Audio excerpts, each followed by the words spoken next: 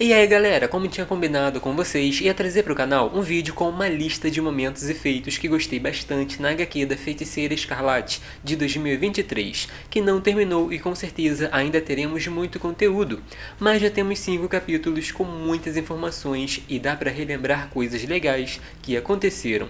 Lembrando que é uma lista feita com a minha opinião e sugestões que vi ao longo do tempo e vocês podem comentar mais momentos para citar aqui futuramente. Mas sem muita enrolação, vamos direto ao ponto.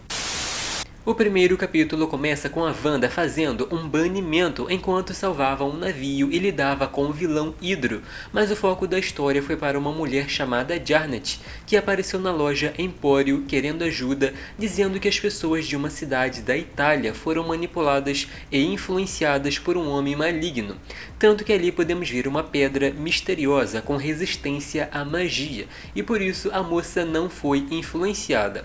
A melhor coisa naquele momento seria investigar para ter certeza com o que estavam lidando. Então a Wanda foi até o vilão e chegando na cidade foi atacada pelos moradores. O detalhe é que o menino usou um caminhão e foi na direção da bruxa, que rapidamente transformou o veículo em água. Uma cena que já vejo mostrando sua habilidade e que não mencionei no vídeo recente sobre transmutações da Feiticeira Escarlate, então quis aproveitar a oportunidade para mencionar nesse aqui. O segundo capítulo é muito interessante, porque quem precisava de ajuda era ninguém menos que a Vivi Visão, que se viu atormentada pela Rainha dos Sonhos.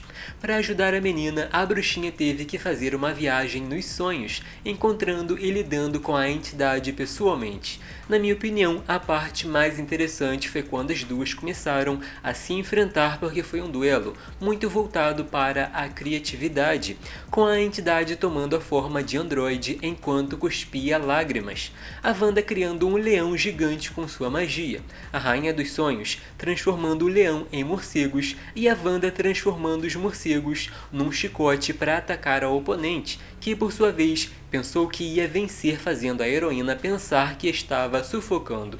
Mas falou tanto que foi tempo suficiente para ser aprisionada, e o detalhe é que ainda foi enganada com aquele Sarmale que depois de ingerido faria dela dependente de alegria para sobreviver.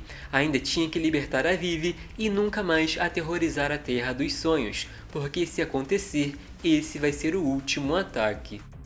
Uma história extra no segundo capítulo da Feiticeira Escarlate de 2023 foi aquela com a Aurora indo até a loja da Wanda para falar sobre a morte do Magneto, mas o assunto não acabou por aí, porque a Wanda precisava de uma flor que não entregaram para deixar no estoque, e para pegar pessoalmente precisava de mais alguém ligada à magia desde o nascimento, então as duas foram até lá com a tempestade já dissipando uma névoa incomum colocada ali para esconder a ilha, o que indica que a deusa consegue usar a magia no automático.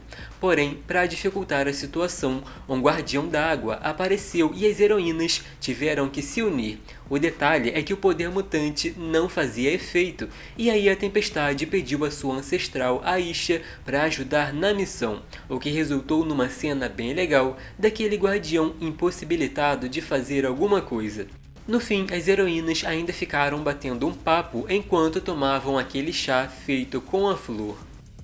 O terceiro capítulo tem a participação de ninguém menos que a Polaris, que até deu uma olhada naquela pedra misteriosa, mas o foco foi para a porta que abriu e não aparecia ninguém. Tanto que a Darcy perguntou se não era a mulher invisível. Lorna sentiu um campo eletromagnético infinitesimal e a Wanda usou o feitiço dos olhos de Rodomúria para ver a verdade. Daí pra frente, o negócio foi usar o encantamento de encolhimento para falar com uma moça chamada Mardi, que veio da subatômica. Seu lar foi invadido e ela não sabia mais o que fazer. Talvez a última esperança fosse a espada na estrela, que poucos acreditavam na existência.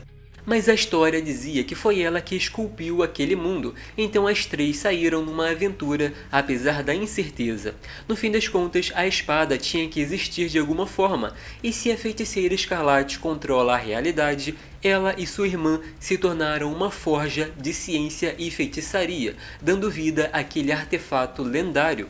Outra coisa que deixa a história emocionante é que as heroínas não ficaram para lutar, já que aquele povo queria ter a oportunidade de vencer sua própria guerra. Wanda entendeu que ajudou e queria fazer mais, mas tinha que respeitar a decisão deles. Se tratando do quarto capítulo, eu gostei bastante de um detalhe. A super velocidade é um dos poderes mais legais e rende cenas incríveis, mas quando falamos de um feiticeiro poderoso, parece que pode fazer tudo, e foi exatamente o que vimos quando Hipólita chegou na cidade de Lóquio para se vingar da Darcy. Vocês devem lembrar que ela tinha um segredo, e ali ficamos sabendo que a moça entrou para as bacantes da Hipólita, a fim de uma investigação, porque as Amazonas tinham um comportamento muito extremo.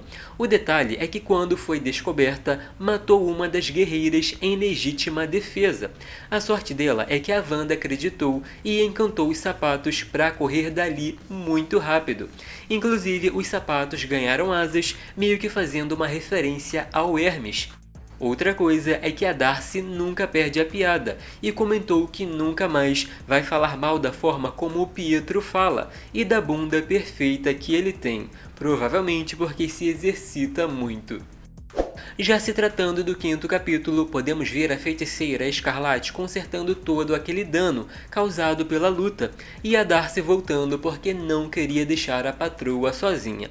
Ela não tem poderes, mas ajuda como pode, e até vimos que as pessoas elogiam muito sua eficiência.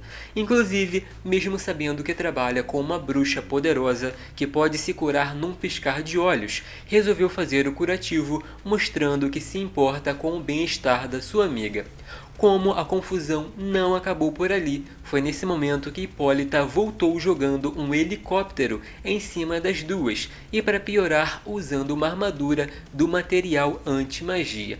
Então foi uma luta muito focada nas artes marciais e armas criadas pela energia mágica.